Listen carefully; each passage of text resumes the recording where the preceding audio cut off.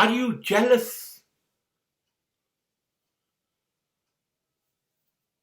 If you are suffering from jealous, then don't forget it.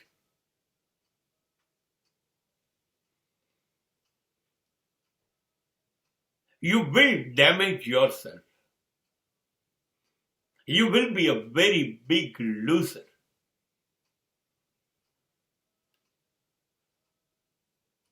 તમને ઈર્ષા થાય છે? તમે ઈર્ષાળુ છો? હા, તો તમે નુકસાનમાં જ છો.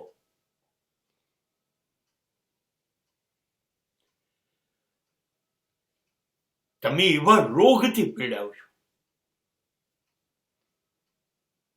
જેમાં તમારું તો સારું થતું નથી એવી તમને પાકી ખબર છે. થવાનું નથી એ પણ તમને ખબર છે. પણ જેનું સારું થઈ રહ્યું છે, જે સરસ છે, શ્રેષ્ઠ છે, એ તમારાથી સહન નથી થતું.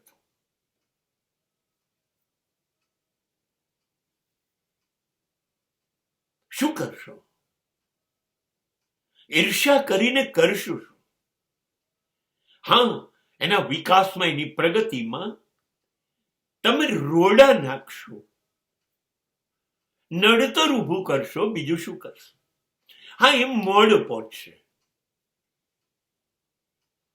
પણ પહોંચશે તો ખરો. કેમ કે એને તો વિકાસના રસ્તા ઉપર ચાલવાનું શરૂ કર્યું છે ને. કદાચ નડતર આવે તો મોડા પહોંચીશું, ગતિ ધીમી પડશે, પણ પહોંચીશું ખરા. એ તો પહોંચશે જ, પણ એને રોકવા જતા, એને અટકાવવા જતા, એનું ખરાબ કરવા જતા તમારો સમય વેડફાયો, તમારી શક્તિ વેડફાઈ, તમે વિકાસ કરવાનું ચૂકી ગયા. હવે તમે કશું નહીં બની શકો. એને કશું ના બનવા દેવા માટે પણ યાદ રાખો, એ તો બનશે જ, કેમ કે એનો રસ્તો સાચો છે. તમે પ્રયત્ન કરો છો એની લીટી ભૂસવાની નહીં. તમારી લીટી લાંબી કરવાની હતી. તમારે પણ એનાથી વધારે સારો વિકાસ કરવાનો. તમે ખોટા રસ્તા ઉપર ચડી ગયા. બસ સમાજ આ જ કરી રહ્યો છે. હું તો આગળ વધી નથી શકતો, પણ કોઈ વધે, કોઈનું સારું થાય, એ પણ મારાથી સહન નથી થતું. ખબર છે ને, આપણે ત્યાં કબડ્ડીની રમતમાં આ જ છે. સામેના પક્ષનો જે ખેલાડી આવ્યો એ આવે, આપણા પાટામાં પાટો ક્રોસ કરે અને પાછો જતો રહે, એ આપણાથી સહન નથી થતું. એવી રીતે કેવી રીતે પાછો જતો રહે? અને આપણે 5-7 જણા ભેગા થઈને એના હાથ ખેંચીએ, પગ ખેંચી, અને એ પાટાને ન અડે એવા પ્રયત્ન કરીએ છીએ. ખુશ થઈએ છીએ, આઉટ થાય તો તાળીઓ પાડીએ છીએ. આ આપણી મૂળ વૃત્તિ છે, એકબીજાના ટાંટિયા ખેંચવાની. આપણને એમાં મજા આવે છે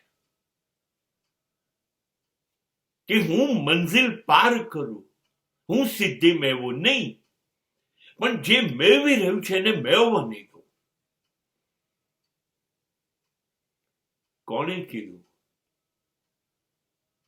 મંથરા ખાલી રામાયણમાં હતી? કોણે કહ્યું? આપણી જોવાની દ્રષ્ટિ હોય ને, તો આજે ઘર ઘરમાં મંથરા છે. ઈર્ષા, ઈર્ષા,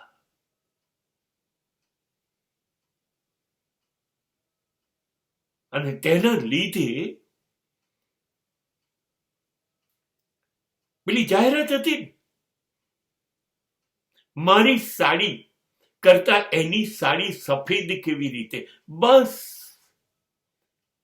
આ જ છે સમાજનો રોગ.